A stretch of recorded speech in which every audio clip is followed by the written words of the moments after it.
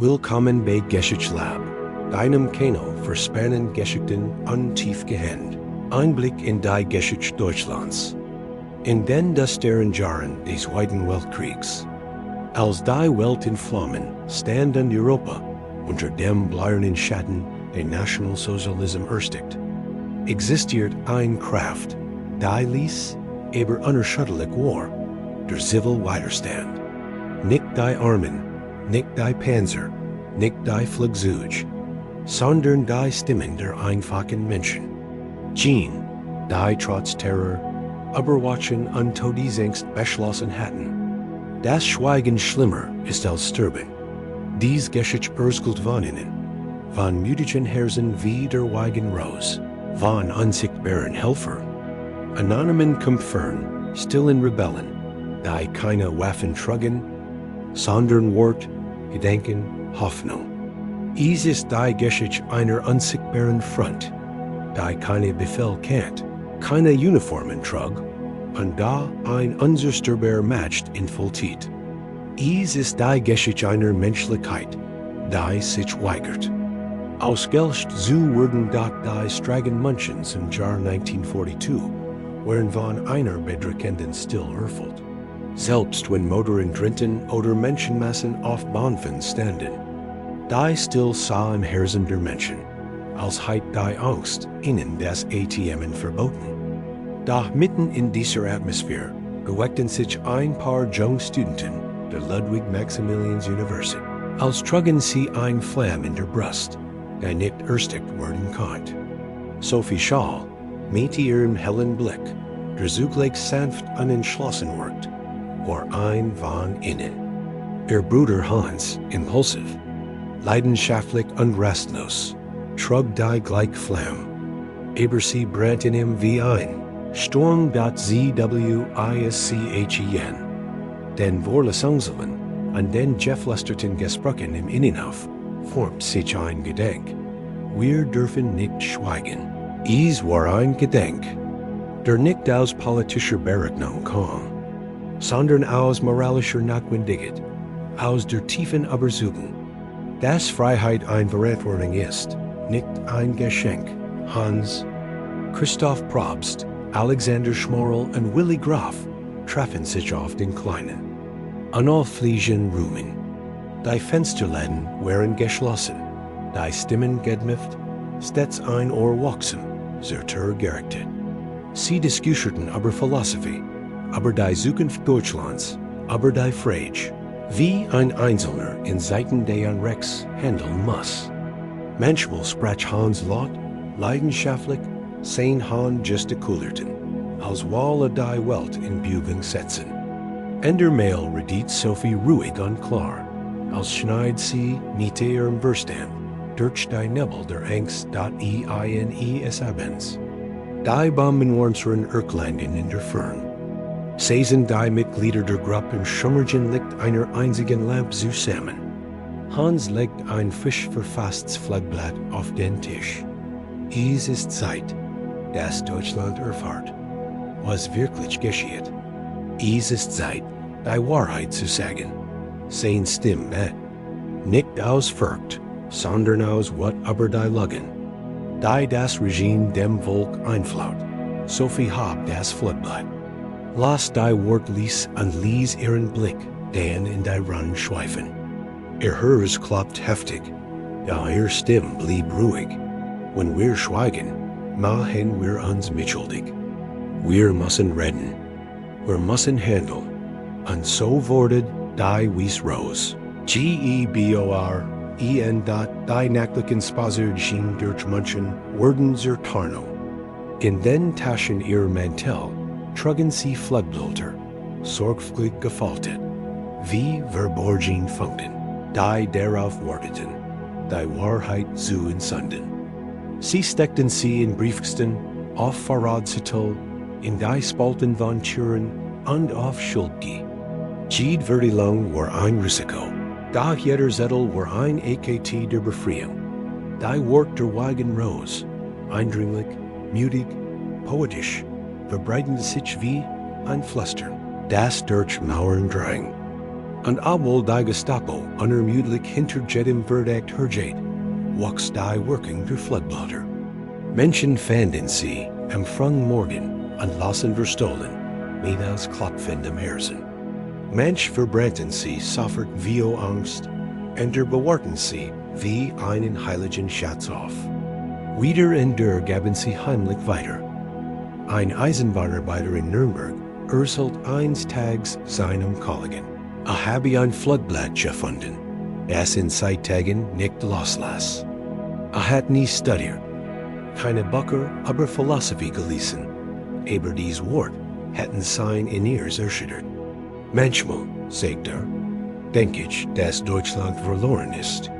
Da als ich das gelesen habe, wusste ich, nicht alle haben ihren Mut verloren. Wusste nicht, dass sein Satz wie ein Tropfen Licht in der Dunkelheit eines Lands war. Das kaum noch Hoffnung kennt. Rendesen wuchs der Druck auf die Weiße, Rose. Die Gestapo intensivierte ihre Ermittlungen. Spitzel lauerten in Universitäten, Cafés, Wohnungen. Jede unvorsichtiget konnte tadelig enden. Dennoch matchten Hans und Sophie weiter. Oft blickt Sophie aus dem Fenster ihres kleinen Zimmers, sah die Lichter der Stadt und fragt sich, wie viel Menschen gerade in Angst lebten, wie viel weinten, hungerten, verzweifelten. Dann bald sie die Faust, ich will nicht in einem Land leben. In dem Angst wichtiger ist als Freiheit. Der entscheidende Tag kam am 18. Februar 1943, die Luft war kalt, aber nicht besonders. Auf dem Universitätsgeld ging als seinen gewohnten Gang. Studenten eilten zu den Wohlsangen, Professoren diskutierten im Treppenhaus, und niemand ahnt, dass sich Geschichte im Verborgenen bewegt. Hans und Sophie hatten Koffer voller Floodblätter mitgebracht. Sie verteilten sie in den Gängen, legten sie auf Fensterbretter. Und dann geschah es. Sophie, in einem Moment impulsiver Leidenschaft, warf die restlichen Floodblätter vom Balkon im Licht auf, nachjunten. Wie Wieswegel wirbelten sie durch die Luft, ein Bild von Schiedenheit und Rebellion ZUGLEIC. Dieser Moment wurde gesehen. Von einem Mann, dessen Herz nicht für Freiheit schlug, sondern für Jahresel.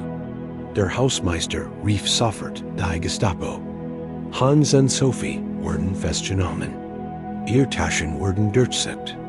Die Beweise waren erdrückend. Die Verhör waren intensiv. Die Gestapo versucht, sie zu brechen, sie zum Wert zu zwingen, sie zu zermürben. Da Sophie blieb standhaft. MIT in 21 Jahren sprach sie mit einer Klarheit, die selbst einig ihrer Wahrnehmer erschüttert. Was wir getan haben, sagt sie, war recht. Was sie tun, ist unrecht. Hans, ebenfalls gefasst, siegt keine Spur von Ruhe. Christoph Probst, der dritt festgenommen, wurde ebenfalls in die Mühlen der Gestapo GEZOG-EN.am. 22. Februar 1943 fand der Schöpferse statt. Roland Freisler, der fanatische Richter, schrie, spuckt, tat. Da die Angeklagten standen ruhig wie Ohren. Hans rief, es liebt die Freiheit. Sophie sah in MIT einem lesen Lackelen. So sagt sie später im Gefängnis. Wird man mein Kleinzelle nicht sehr streng kennen. Noch im selben Tag wurden sie hingerichtet. Schnell, kalt, brutal. Doch die Nachricht von ihrem Mut verbreitet sich wie ein Laufer. Was die Weiße Rose begonnen hat, ließ sich nicht mehr ersticken. Ihr Wort lebt in WEITER.DOC. Die Weiße Rose war nicht allein. Überall in Deutschland gab es still Rebellen. Ein Führerlehrer in Hamburg schrieb nachts heimlich regimekritische Text, da seinen Schülern spielt. Ein Pfarrer in Berlin, Dietrich Bonhoeffer, predict Freiheit und christliche Verantwortung, aber wusste, dass die Gestapo in Beobacht steht.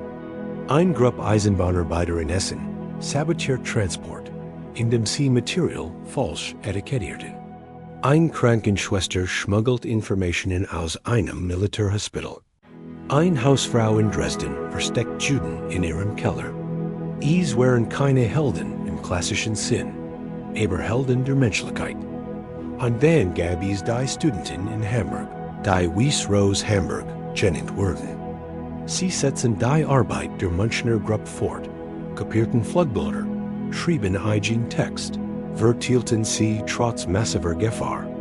Sie wussten, was Hans und Sophie Ehrlichten hatten, und matchten dennoch weiter. Renn die Bomben immer tiefer in Deutsch, stid Einschlägen under Krieg, sich seinem blutigen Höhepunkt hört. Wuchs die Zahl jener, die im stillen Widerstand leisteten. Manch taten es aus politischer Überzeugung, und aus moralischem Instinkt. Wieder ander einfach, weil hers ihnen sagt. Das was geschah, unmenschlich war. Der Civil Widerstand besten nicht nur aus Flugblätter. Bestend aus jedem heimlichen Nein, jedem versteckten Leben, jedem geschmuggelten Wort, jedem saboterten Befehl. Die Gestapo konnt Krupper brechen, aber nicht eiden. Und so aber let die Freiheit, in wenigen Köpfen, aber davor umso heller. Als der Krieg endet, war Deutschland ein Trümmerfeld. Stitt lagen in Asch, Familien waren zerrissen, Millionen trauerten. Da aus der Asch erhob sich etwas Neues, ein Bewusstsein davor, dass Freiheit nicht selbstverständlich ist. In den Ruinen Münchens erricht man später das Denkmal der Weigen Rose. Es war schlicht, aber voller Bedeutung. Studenten legten Blumen nieder, Touristen kamen, Lehrer erzählten ihren Klassen die Geschichte dieser mutigen jungen Menschen. Ein Alter, man stand eines Tages vor dem Denkmal. Hat den Krieg überlebt, viel Pfund verloren, und sein Herz war schwer von Erinnerungen. Sah die in Stein gemangelten Wort unflüstert. Wort die waren Sieger. Gen rennt Armen die Welt zerstörten, hatten dies wenigen jungen Menschen etwas Unzerstörbares geschaffen. Die Wiedergeburt der Freien, DENKENS. So endet dieser Erzählung, aber die Geschichte lebt weiter. In jedem Land, in jeder Zeit, in der Menschen den Mut finden, Nein zu sagen, wenn alle anderen schweigen. In jedem jungen Menschen, der fragt, ob die Welt gerecht ist. In jedem Bürger, der erkennt, dass Freiheit nicht nur ein Recht, sondern ein Pflicht ist, der Civil Widerstand im Zweiten Weltkrieg. Ob Weiße Rose, heimlich Helfer, still Saboteur oder mutig Einzeln, siegt der Welt. Dass selbst in den dunkelsten Zeiten die Menschlichkeit stärker sein kann als Jedes. Regime dat die Flamme der Civil Courage brennt weiter. Und sie brennt bis heute. Das war's für heute bei GESCHICHTELAB. Wenn dir das Video gefallen hat, würde es nicht einen Like zu lassen, einen Kommentar zu schreiben und unseren Kanal zu abonnieren. Bis zum nächsten Mal und bleib neugierig.